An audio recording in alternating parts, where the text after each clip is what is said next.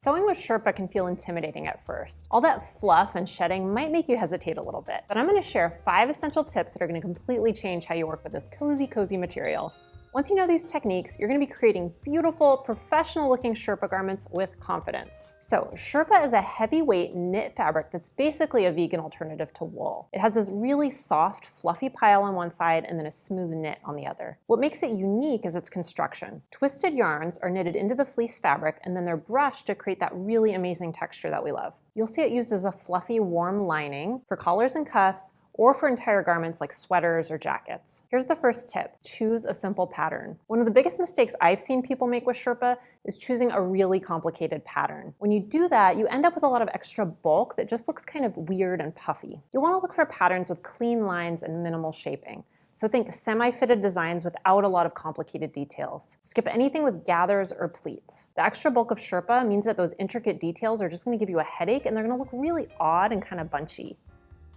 By the way, you can also use Sherpa as a lining to make something extra warm. The same rule applies: go for simplicity. And if you're using Sherpa as a lining, go up 1 or 2 sizes to account for that extra thickness. I've got some specific pattern recommendations that work really beautifully with Sherpa. If you want to make a sweater, a simple pullover style works really well. You could try the Seamwork Pepper for a really cozy turtleneck, or try the Lex sweatshirt. If your Sherpa is really lofty, you might want to omit that extra kangaroo pocket just to make it a little bit easier. If you want to try a cardigan, I think the Seamwork Lisa would look really great because the lines are very simple. I'd use a matching fabric like a ribbing for the facing just so you don't add too much bulk. Jackets are another option. Something sporty like the Andy jacket works really well in Sherpa. Another option is the Liliana jacket, which I'm currently making in Sherpa with a quilted lining. And if you want to see how that comes out, I'm going to show it in a future video. And if you just want to experiment with using Sherpa for collars and cuffs, you could try the Parker chore coat, the Rhett jacket, or the Bud shacket. We made ours in a light corduroy with a Sherpa collar. And any of these would look great with a Sherpa lining too. Here's the next tip. It's all about setting up your machine. There are a few changes you want to make when you're sewing with Sherpa. If you don't, you could end up with skipped or uneven stitches or even tears in your seams later on. First things first, you'll want to use a jersey or a ballpoint needle. Remember, even though Sherpa feels like a woven fabric, it's technically a knit, so treating it that way will give you much better results. Jersey needles prevent the needle from actually tearing the threads of your knit fabric. I always start by adjusting my stitch length. You'll want it a bit longer to accommodate all that gorgeous pile. I usually set mine between 3 and 3.5 millimeters. If your machine allows it,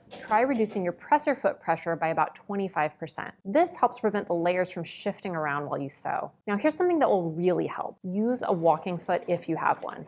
So trust me on this one, I learned this lesson the hard way on my first Sherpa project when I tried using just a regular foot. The walking foot helps feed both layers evenly, which is absolutely crucial with this fabric. Before you start your actual project, always test your stitches on some scraps.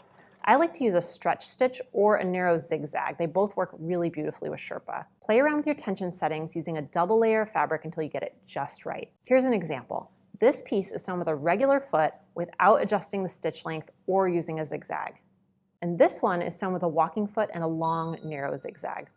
Here's the next tip: cut in a single layer. Let's move on to cutting in preparation because this is where the magic really happens. You're probably used to folding your fabric along the grain line and then cutting 2 layers at once, right? That might be tempting here, but cutting Sherpa in 2 layers can result in a lot of shifting. So here's what to do instead. Lay your fabric out in a single layer, cut your pieces, and then flip them to cut the other side.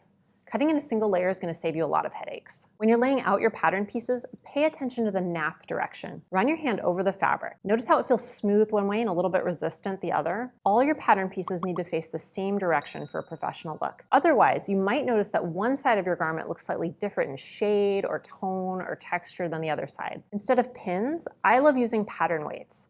So pins can get lost in all that fluff, and there's nothing worse than accidentally hitting one while you're sewing. So cut in a single layer, make sure all your pieces face the same direction along the fabric, and use weights instead of pins. Here's the next tip: finish your seams immediately. So when it comes to seam finishing, I have a tip that's going to save you a lot of mess and a lot of cleanup. If you wait too long to finish your raw edges after you sew your seam, you're going to have fluff absolutely everywhere. Since Sherpa loves to shed, and I mean it really loves to shed, you'll want to finish those raw edges right away.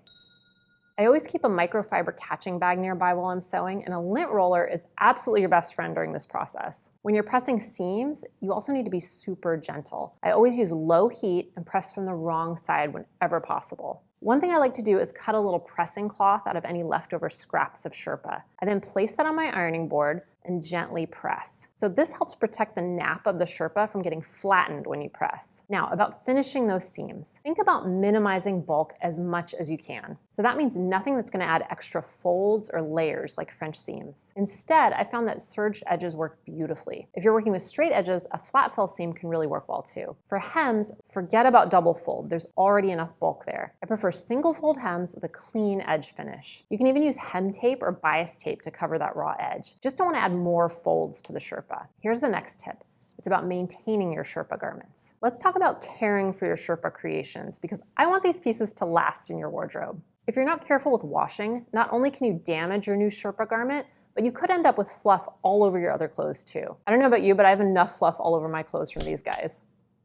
Always wash in cold water on a gentle cycle. And here's a tip, use a laundry bag to contain all that shedding. Avoid washing your Sherpa items with dark clothes or anything that produces lint. When it comes to drying, air drying is your best friend, but if you need to use the dryer, keep it on low heat. If you notice any pilling, and this can happen with Sherpa, don't worry, a fabric shaver can really help.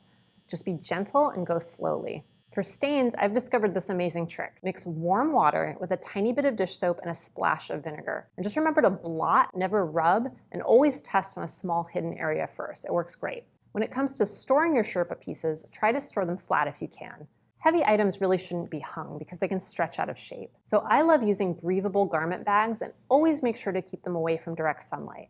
Good air circulation is really key in keeping that pile looking fresh and fluffy. Now that you know how to handle Sherpa, you might be wondering about other cozy knit fabrics. And if you're ready to expand your cold weather sewing skills, watch this video next to master sewing with sweater knits.